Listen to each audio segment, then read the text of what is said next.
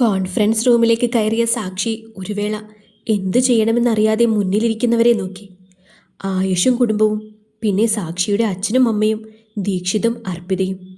സാക്ഷിയെയും സിദ്ധുവിനെയും ഒരുമിച്ച് അവിടെ കണ്ട മറ്റുള്ളവരുടെയും അവസ്ഥ അതുതന്നെയായിരുന്നു. അകത്തേക്ക് കയറിയ സിദ്ധു ജാക്കറ്റ് സീറ്റിലിട്ടിട്ട് സാക്ഷിയെ അവനടുത്തുള്ള ചെയറിലിരുത്തി. അടുത്ത് തന്നെ വിച്ചുവും. സിദ്ധുവിൻ്റെ മുന്നിലെ നെയിം പ്ലേറ്റ് കണ്ട് ആയുഷിൻ്റെ അമ്മയാണ് ശരിക്കും ഞെട്ടിയത്. സിദ്ധാർത്ഥ് വിശ്വനാഥ്, CEO. പലതവണ അവനെ അപമാനിച്ചതും വാക്കുകൾ കൊണ്ട് മുറിവേൽപ്പിച്ചതുമൊക്കെ ആലോചിച്ചപ്പോൾ അവർക്ക് ഒന്നും വേണ്ടിയിരുന്നില്ല എന്ന് തോന്നി. ഇങ്ങനെയൊരു ട്വിസ്റ്റ് അവർ സ്വപ്നത്തിൽ പോലും പ്രതീക്ഷിച്ചിരുന്നില്ല എന്നതായിരുന്നു സത്യം. സാക്ഷി സിദ്ധാർത്ഥ്. സാക്ഷിയുടെ മുന്നിലെ നെയിം ബോർഡ് കണ്ടപ്പോഴാണ് അവർ സാക്ഷിയോട് പറഞ്ഞ വാക്കുകൾ ഓർത്തത്. അവർക്ക് എവിടേക്കെങ്കിലും ഓടിപ്പോയാൽ മതിയെന്ന അവസ്ഥയായി. പെട്ടെന്ന് ഡോർ തുറന്ന് ഒരാൾ കയറി വന്നതും അവിടെയുള്ളവരെല്ലാവരും ചെയറിൽ നിന്നും എഴുന്നേറ്റു. കയ്യിലെ ലാപ്ടോപ്പ് ബാഗ് ടേബിളിൽ വെച്ചിട്ട് സിദ്ധുവിൻ്റെ അടുത്തുള്ള ചെയറിലായി വന്നിരുന്നപ്പോഴാണ് അവർ ആ മുഖം വ്യക്തമായി കണ്ടത്. കിരൺ പ്രസാദ്. മുന്നിൽ എന്താ നടക്കുന്നത് എന്ന് മനസ്സിലാകാതെ ഒരു പ്രതിമ പോലെയായിരുന്നു സാക്ഷി. ഒരു കൂട്ടിന് വിച്ചുവിനെ നോക്കിയപ്പോൾ ചെക്കനിരുന്ന് ഫോണിൽ ഗെയിം കളിക്കുന്നു. പിന്നെ സാക്ഷിയും വിട്ടുകൊടുത്തില്ല. അടുത്തിരുന്ന സിദ്ധുവിൻ്റെ ഫോൺ പിടിച്ചു വാങ്ങി. പിന്നെ അവർ രണ്ടുപേരും കൂടി കാൻഡി ക്രഷ് കളിക്കാൻ തുടങ്ങി. ഇതെല്ലാം കണ്ട് ഇതൊന്നും പുത്തിരിയല്ല എന്ന പോലെ സിദ്ധു നിന്നപ്പോൾ കിരണിൻ്റെ മുഖത്ത് നിറഞ്ഞ പുഞ്ചിരിയായിരുന്നു. സ്വന്തം അനിയനും അനിയത്തിയും കുറുമ്പ് കാണിക്കുമ്പോൾ ഒരു ചേട്ടൻ്റെ മുഖത്തുണ്ടാകുന്ന അതേ വികാരം.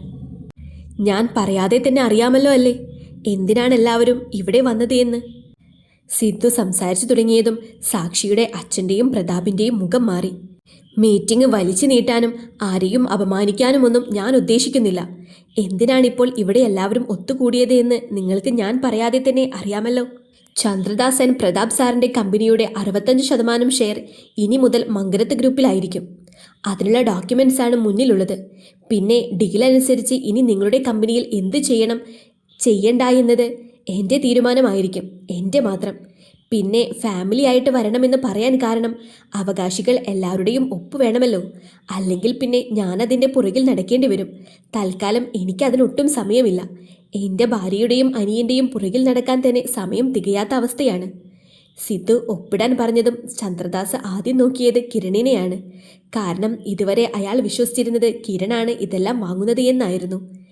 കിച്ചു ചേട്ടനെ നോക്കണ്ട അമ്മായേച്ച, ഇന്ത്യവേരം ഗ്രൂപ്പാണ് കിരണിൻ്റെ എന്ന് നിങ്ങൾക്ക് അറിയില്ല എന്നുണ്ടോ?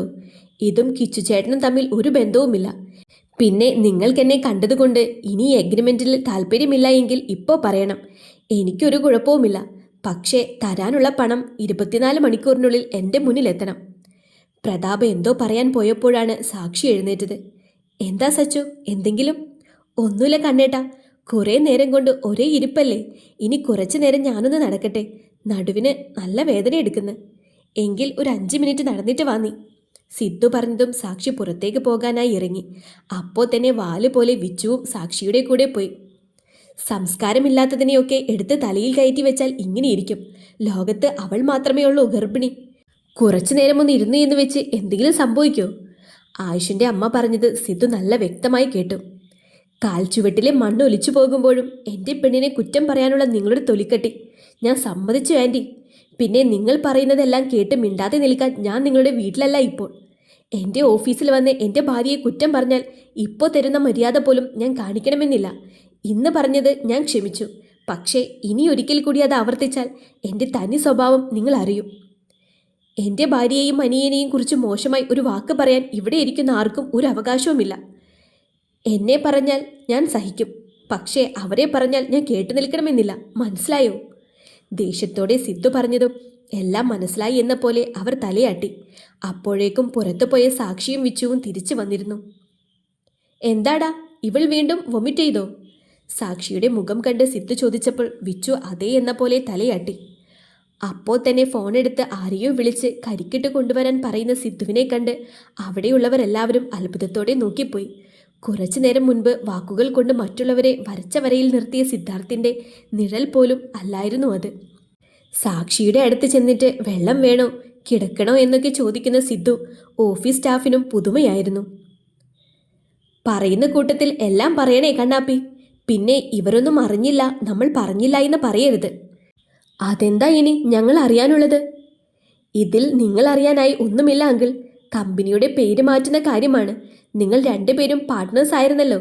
അതുകൊണ്ടല്ലേ നിങ്ങൾക്ക് ഇഷ്ടമുള്ള പേര്. ഇപ്പോൾ അതിൻ്റെ പകുതിയിൽ കൂടുതൽ അവകാശം എനിക്കാണ്. സോ എനിക്കിഷ്ടമുള്ള പേര് കമ്പനിക്ക് ഇടാമല്ലോ. എന്താ നിങ്ങൾക്ക് എന്തെങ്കിലും എതിർപ്പുണ്ടോ? എതിർപ്പോ? ഞങ്ങൾക്ക് എന്ത് കുഴപ്പം? ഒരു കുഴപ്പവുമില്ല. എല്ലാം സാറിൻ്റെ ഇഷ്ടം. പുതിയ പേരെന്താ? SV associates. SV? അതെ, SV. സാക്ഷി വിഷ്ണു. ഇത് എൻ്റെ അനിയനും ഭാര്യയ്ക്കും വേണ്ടി ഞാൻ വാങ്ങിയതാണ്. അവർ നോക്കും. വേണ്ടത് ഞാൻ പറഞ്ഞു കൊടുക്കും. പെട്ടെന്ന് സിദ്ധു അങ്ങനെ പറഞ്ഞതും വിച്ചു ഷോക്കടിച്ച പോലെ നിന്നു. ഇന്ന് രാവിലെ കൂടി അടിച്ചു പൊളിച്ച് നടക്കണമെന്ന് പറഞ്ഞ ചെക്കനാണ്. അവൻ്റെ അവസ്ഥ കണ്ട് സാക്ഷിക്ക് പാവം തോന്നിപ്പോയി. രണ്ടുപേരും നോക്കണമെന്ന് സിദ്ധു പറഞ്ഞെങ്കിലും ബേബി വന്നാൽ താൻ സേഫാണല്ലോ എന്നൊക്കെയായിരുന്നു അവൾ ചിന്തിച്ചു കൂട്ടിയത്. കറണ്ട് അടിച്ചതുപോലെ നിൽക്കേണ്ട വിച്ചു. ഞാൻ കാര്യമായിട്ട് തന്നെയാണ് പറഞ്ഞത്. 1 വർഷം കൂടി രണ്ടുപേർക്കും അടിച്ചു പൊളിക്കാൻ ഞാൻ തരും. അത് കഴിഞ്ഞ് മര്യാദയ്ക്ക് ഇത് നോക്കി നടത്തണം. നീയൊക്കെ ഒന്നും നോക്കേണ്ട എന്ന് ഞാൻ പറഞ്ഞത് വെറും വാഗ്ദാനം മാത്രം. നടക്കില്ല അതൊന്നും. പിന്നെ ഇതിൻ്റെ കൂടെ MBA ചെയ്യുകയും വേണം. ദുഷ്ടൻ. അമ്മാളുവിന് റെസ്റ്റ്, എനിക്ക് പണി. നടക്കില്ല. എനിക്ക് നോക്കണം കുഞ്ഞിനെ. അമ്മാളുവിന് എവിടെ റെസ്റ്റ്? കുഞ്ഞിന് 1 വയസ്സ് കഴിഞ്ഞാലുള്ള കാര്യമാണ് ഞാൻ പറഞ്ഞത്. രണ്ടുപേരും പണിയെടുക്കണം. അതിന് നോ കോംപ്രമൈസ്. നിങ്ങളുടെ കുടുംബകാര്യം പറയാൻ ഞങ്ങളെ ഇവിടെ പിടിച്ചിരുത്തിയത് എന്തിനാ? അല്ല, അറിയാൻ പാടില്ലാത്തത് കൊണ്ട് ചോദിക്കുക. ശരിക്കും ഈ കൊച്ചിൻ്റെ അച്ഛൻ സിദ്ധാർത്ഥാണോ വിഷ്ണു ആണോ? ആയുഷിൻ്റെ അമ്മ സിദ്ധുവിനെ നോക്കി പുച്ഛം വാരി വിതറി ചോദിച്ചതും അടുത്തിരുന്ന മേശയിലെ ഗ്ലാസ് പൊട്ടിയതും ഒരുമിച്ചായിരുന്നു. ദേഷ്യം കൊണ്ട് വിറച്ച് മുഖം ചുവന്നു നിൽക്കുന്ന വിച്ചുവിനെ കണ്ട് അവിടെ നിന്നവർ പോലും ഒന്ന് പേടിച്ചു. ഒരിക്കൽ നിങ്ങളോട് പറഞ്ഞു ഞാൻ, ആവശ്യമില്ലാത്ത കാര്യം പറയരുതേ എന്ന്. 1 തവണ നിങ്ങളിത് പറഞ്ഞപ്പോൾ ഞാൻ മിണ്ടാതെ നിന്നത് വെറുതെ ഒരു വഴക്ക് വേണ്ട എന്ന് വിചാരിച്ചിട്ടാണ്. പക്ഷേ എപ്പോഴും അങ്ങനെ ആയിരിക്കണമെന്നില്ല. ഇപ്പം മേശയിലെറിഞ്ഞത് നിങ്ങളുടെ തലയ്ക്കടിക്കാൻ അറിയാം എനിക്ക്. അത് ചെയ്യാൻ എനിക്കൊരു മടിയുമില്ല. ഏട്ടത്തിയമ്മ എന്നാൽ അമ്മ തന്നെയാണ്. എൻ്റെ സംസ്കാരം അതാണ്. പിന്നെ സ്വന്തം ചേട്ടൻ്റെ ഭാര്യയെ മറ്റൊരർത്ഥത്തിൽ നിങ്ങളുടെ ഭർത്താവ് കാണുമെന്ന് വെച്ച് കുടുംബത്തിൽ പിറന്ന ആൺകുട്ടികളെ ആ ഗണത്തിൽ കൂട്ടരുത്. നിങ്ങളുടെ വീട്ടിലെ ആണുങ്ങൾക്ക് നട്ടെല്ലിന് ബലമില്ല എന്ന് വെച്ച് വെറുതെ എന്നെ ചൊറിയാൻ വന്നാൽ പ്രായം ഞാൻ മറക്കും. സമാധാനം എനിക്ക് പണ്ടേ കുറച്ച് കുറവാ. ഇവിടുത്തെ ഫോർമാലിറ്റീസ് ഒന്നും കഴിഞ്ഞില്ലല്ലോ. മര്യാദയ്ക്ക് എവിടെ പോയി ഇരിക്കിളവി. എൻ്റെ കൈക്ക് പണി ഒപ്പിക്കാതെ. ദേഷ്യത്തോടെ മാസ് ഡയലോഗ് അടിച്ച് തിരിഞ്ഞ വിച്ചു കാണുന്നത് കുനിഞ്ഞിരുന്ന് ചിരിക്കുന്ന സാക്ഷിയാണ്. സിദ്ധുവിൻ്റെയും അവസ്ഥ അത് തന്നെ. കിച്ചുവും അർജുവും പിന്നെ ചിരി കടിച്ചു പിടിച്ചിരിക്കുന്നു. ദേ അമ്മാളു, വെറുതെ ചിരിക്കാൻ നിന്നാ കൂടെ കളിക്കാൻ ഞാൻ വരില്ല, കേട്ടല്ലോ. ഭീഷണി പോലെ വിച്ചു പറഞ്ഞതും സാക്ഷിയുടെ ചിരി സ്വിച്ചിട്ടതുപോലെ നിന്നു. കാര്യങ്ങളെല്ലാം പറഞ്ഞു തീർത്ത സ്ഥിതിക്ക് ഡോക്യുമെന്റ് സൈൻ ചെയ്യാം. കിച്ചു പറഞ്ഞതും എല്ലാവരും മുന്നിലിരിക്കുന്ന ഫയൽസ് വായിച്ചു നോക്കി ഒപ്പിട്ടു. അല്ല, ഇതിൽ കുഞ്ഞി ഒപ്പിടണ്ടേ? അവൾക്കും കൂടി ഉള്ളതല്ലേ എല്ലാം. അവളെ 1 വർഷം മുൻപേ എഴുതി തള്ളിയതല്ലേ ദച്ചുവേട്ടാ. സച്ചുവിൻ്റെ പേരിലുള്ളതെല്ലാം ഇനി അവൾക്ക് ആവശ്യമില്ല എന്ന് ചന്ദ്രനങ്കിൾ 6 മാസം മുൻപ് എഴുതി വാങ്ങിയിരുന്നു. എനിക്ക് ആക്സിഡന്റ് പറ്റിയ സമയം. എഴുതി കൊടുത്തില്ലെങ്കിൽ എൻ്റെ ജീവൻ കാണില്ല എന്ന് ആയുസാറിൻ്റെ ഭീഷണി പോലും. ഏതൊരു ഭാര്യയ്ക്കും സ്വന്തം കെട്ടിയുടെ ജീവനല്ലേ വലുത്. സച്ചു എല്ലാ പേപ്പറിലും ഒപ്പിട്ട് കൊടുത്തു. ടൗണിൽ സച്ചുവിൻ്റെ പേരിലുള്ള പ്ലോട്ട് വിറ്റല്ലേ കുറച്ച് പിടിച്ചു നിൽക്കാൻ നോക്കിയത്. പക്ഷേ അതും ചീറ്റിപ്പോയി. എന്തായാലും ചന്ദ്രനങ്കിൾ പേടിക്കണ്ട, ആ പ്ലോട്ട് വാങ്ങിയത് ഞാൻ തന്നെയാണ്. എന്തായാലും ഉടമസ്ഥരെല്ലാം ഒപ്പിട്ടല്ലോ. Thank you so much. You guys can leave now. സ്വന്തം അമ്മായിയച്ഛനെയും കുടുംബത്തെയും ഇങ്ങനെ ഒരു ദയവുമില്ലാതെ ഗെറ്റ് ഔട്ട് അടിക്കല്ലേ അളിയ. ദൈവകോപം കിട്ടും. മറ്റുള്ളവർ പുറത്തേക്കിറങ്ങിയ സമയം സാക്ഷിയുടെ അടുത്തേക്ക് വന്നതായിരുന്നു ദീക്ഷിത്. ദേവവും ഞാനും തമ്മിൽ പണ്ടേ അത്ര നല്ല കണക്ഷനല്ലോ ദച്ചു ചേട്ടാ. അതുകൊണ്ട് ആ കോപമൊന്നും എനിക്കൊരു പ്രശ്നമല്ല. നിന്നോട് പറഞ്ഞിട്ടും വലിയ കാര്യമൊന്നുമില്ല. എങ്കിലും അറിയാൻ പാടില്ലാത്തത് കൊണ്ട് ചോദിക്കുക. എന്ത് ധൈര്യത്തിലാണ് നീ എല്ലാം ഇതിൻ്റെ രണ്ടിൻ്റെയും തലയിൽ വെച്ചു കൊടുത്തത്? നോക്കുമെന്ന് നിനക്ക് അത്ര ഉറപ്പാണോ? നോക്കുമെന്ന് എനിക്ക് വലിയ ഉറപ്പൊന്നുമില്ല. സ്വന്തമായി ഒരു ചെറിയ കമ്പനി ഇട്ട് കൊടുത്താൽ രണ്ടും കൂടി എങ്ങനെയാണ് ബിസിനസ് എന്ന് സ്വയം പഠിക്കുമല്ലോ. അല്ലാതെ എപ്പോഴും എൻ്റെ വാലിൽ കടിച്ചു തൂങ്ങി നിൽക്കാൻ പറ്റുമോ? പിന്നെ വിജയിക്കാനാണെങ്കിലും പൊട്ടാനാണെങ്കിലും രണ്ടും കൂടി ചെയ്യട്ടെ. എനിക്കതിൽ ഒരു ബന്ധവുമില്ല. നിങ്ങളൊരു ചേട്ടനാണോടാ ചേട്ടാ? സ്വന്തം അനിയനോടും ഭാര്യയോടും ഇങ്ങനെയൊരു കാര്യം ചെയ്യുന്നതിന് മുൻപ് ഒന്ന് ആലോചിച്ചോ മനുഷ്യ നിങ്ങൾ? ഞങ്ങൾ 2 പിഞ്ചു പൈതങ്ങളാണെന്ന്. 1 വർഷം പോലും തലയിലെ മുട്ടത്തോട് ഒന്ന് നന്നായിട്ട് പൊട്ടിയിട്ട് പോലുമില്ല. അത് പൊട്ടാനെങ്കിലും സമയം തന്നോടെ? ദേ വിച്ചു, മുട്ടത്തോട് പൊട്ടാത്തൊരു കുഞ്ഞുവാവ കുറച്ചു മുൻപ് പറഞ്ഞതൊക്കെ ഞങ്ങൾ എല്ലാവരും കേട്ടതാണ്. അപ്പോൾ തോന്നിയില്ലല്ലോ നീ കുഞ്ഞാണെന്ന്. കയ്യിലിരിപ്പ് കിളവന്മാരുടെയും, എന്നിട്ട് കുഞ്ഞാണെന്ന് പോലും. നീ രണ്ടും കൂടി കോളേജിൽ ഒപ്പിച്ചു വെക്കുന്നതൊക്കെ ഞാൻ കാണുന്നുണ്ട്. സച്ചുവിന് വൊമിറ്റ് ചെയ്യണമെന്ന് പറഞ്ഞ് ക്ലാസ്സിൽ നിന്ന് ഇറങ്ങിയിട്ട് ക്യാൻറ്റീനിൽ പോയി ഫുഡ് അടിക്കുക, വീട്ടിലേക്ക് വരുന്നതിന് പകരം ബീച്ചിൽ പോയി ഐസ്ക്രീമും കപ്പലണ്ടിയും എല്ലാം വാങ്ങി കുറിച്ചുകൊണ്ട് സമയം കളയുക, സച്ചുവിനെ ആരെങ്കിലും കമൻ്റ് അടിച്ചാൽ അവരെ പോയി പഞ്ഞിക്കിടുക, ഇതൊക്കെയല്ലേ രണ്ടും കൂടി കാണിക്കുന്നത്. എന്നിട്ട് എന്തെങ്കിലും എന്നോട് പറയുമോ? അതുമില്ല. സാധാരണ ചേട്ടൻ്റെ ഭാര്യയും അനിയനും തമ്മിൽ ഒരു അകലം കാണും. ഇതാണെങ്കിൽ അടയും ചക്കരയും. ചില ദിവസം ഓഫീസിൽ നിന്ന് വരുമ്പോൾ കാണുന്നത് രണ്ടും കൂടി എന്നെ കാത്തിരുന്ന് അവസാനം ഒരുമിച്ച് കിടന്നുറങ്ങുന്നത്. കോളേജിൽ പിന്നെ വിച്ചു ആണോ സച്ചുവിനെ കെട്ടിയതെന്ന് ആരെങ്കിലും ചോദിച്ചാൽ പിന്നെ അതിനാണല്ലോ അടി. കോളേജിലെ എൻ്റെ ഓഫീസ് റൂം കുറേ പാവക്കുട്ടിയൊക്കെ വാങ്ങി നീ രണ്ടും കൂടി ചിൽഡ്രൻസ് പാർക്ക് ആക്കിയല്ലോടാ പുല്ല്. എന്നിട്ട് എന്തെങ്കിലും സീരിയസ് കാര്യം പറഞ്ഞാൽ ഉടനെ കുഞ്ഞാണെന്ന് പോലും. 5 മാസം കഴിഞ്ഞാൽ ഒരു കുഞ്ഞ് വരും. നിന്റെ രണ്ടിൻ്റെയും ഇരട്ടപ്പേര് തന്നെ കന്നാസും കടലാസും, ബോബനും മോളിയും എന്നൊക്കെയല്ലേ. എന്തിനൊരുപാട്. കോളേജിൽ പോകാൻ ഇടുന്ന ഡ്രസ്സിൻ്റെ കളർ പോലും സെയിം. ബാക്കിയുള്ള കുട്ടികളോട് സംസാരിക്കുമെങ്കിലും ഒരാളെ പോലും അടുപ്പിക്കില്ല. ഇതെല്ലാം ഞാൻ കാണുന്നുണ്ട്. പിന്നെ ഒന്നും ചോദിക്കാനും പറയാനും വരാത്തത് കോളേജ് ലൈഫിൽ ഞാൻ കൈകടത്തുന്നത് ശരിയല്ലല്ലോ എന്ന് കരുതിയിട്ടാ. അതുകൊണ്ട് മാത്രമാണ്. പക്ഷേ അതൊരു ആനുകൂല്യമായിട്ട് കാണരുത്. നിൻ്റെയൊക്കെ പ്രായത്തിൽ ഞാൻ സ്വന്തമായി ഒരു കമ്പനി നോക്കി നടത്തി. ഒരേ സമയം വീടും കോളേജും ഓഫീസ് കാര്യങ്ങളുമെല്ലാം. എനിക്ക് തോന്നിയില്ലല്ലോ ഞാൻ കുഞ്ഞാണെന്ന്. നിനക്ക് രണ്ടിനും ഉത്തരവാദിത്തം വരാൻ ഇതേ ഉള്ളൂ എൻ്റെ മുന്നിലുള്ള വഴി. അതുകൊണ്ട് കൂടുതൽ ഡയലോഗൊന്നും രണ്ടും അടിക്കണ്ട. മര്യാദക്ക് രണ്ടും പറഞ്ഞ പണി ചെയ്തോണം. ആ കാര്യത്തിൽ നോ കോംപ്രമൈസ്. എനിക്ക് വാവ വരുമ്പോൾ ഉത്തരവാദിത്തം വരില്ലേ കണ്ണേട്ടാ? നിഷ്കുവായി സാക്ഷി പറഞ്ഞതും ദീക്ഷിതിൻ്റെ മനസ്സിൽ എവിടെയോ ചെറിയ നോവ് അനുഭവപ്പെട്ടു. ഇപ്പോഴും തൻ്റെ അനിയത്തി മനസ്സുകൊണ്ട് അമ്മയാകാൻ തയ്യാറാണോ എന്നൊക്കെ ചേട്ടൻ എന്ന രീതിയിൽ അവൻ ചിന്തിച്ചു പോയി. പിന്നെ കുറേ വരും. കുഞ്ഞ് വന്നു കഴിഞ്ഞാൽ പിന്നെ ഞാൻ നോക്കേണ്ടത് 3 കുഞ്ഞുങ്ങളെയല്ലേ. ഇവിടെ നിന്ന് വെറുതെ എൻ്റെ സമയം കളയാതെ ബോബനും മോളിയും കൂടി എൻ്റെ ഓഫീസിൽ പോയിരുന്നു. പിന്നെ ഒരു കാര്യം, അവിടെയുള്ള ഫയൽസ് എന്തെങ്കിലും കൈകൊണ്ട് തൊട്ടാൽ ഓഫീസാണെന്ന് നോക്കില്ല, രണ്ടിനും എൻ്റെ കയ്യിൽ നിന്നും കിട്ടും. ഭീഷണി പോലെ സിദ്ധു പറഞ്ഞതും സാക്ഷിയും വിച്ചുവും അവനെ കോക്രി കാണിച്ച് റൂമിൽ നിന്നും ഇറങ്ങിപ്പോയി. അതെല്ലാം കണ്ട് ചിരിയോടെ സിദ്ധു നിന്നപ്പോൾ ദീക്ഷിതിൻ്റെ മുഖം മുഴുവൻ ടെൻഷനായിരുന്നു. എല്ലാവരും പുറത്തു പോയി. ഇനി ദച്ചുചേട്ടൻ ഇവിടെ ഇരിക്കെ, ബാക്കി കാര്യങ്ങൾ നമുക്കിരുന്ന് സംസാരിക്കാം അളിയാ. എനിക്ക് നിന്നോട് ഒരു കാര്യം ചോദിക്കാനുണ്ട് സിദ്ധു. ഒരു ചേട്ടൻ്റെ ആദിയായി ഈ ചോദ്യത്തിനെ നീ കണ്ടാൽ മതി. പക്ഷേ ചോദിച്ചില്ലെങ്കിൽ എന്നോട് സംസാരിക്കാൻ എന്തിനാ ചേട്ടന് ഈ ടെൻഷൻ? കാര്യം പറ. കുഞ്ഞി അവൾക്കിപ്പോഴും കുട്ടിക്കളിയാണ്. നല്ലൊരു അമ്മയാവാൻ അവളെക്കൊണ്ട് പറ്റുമോ?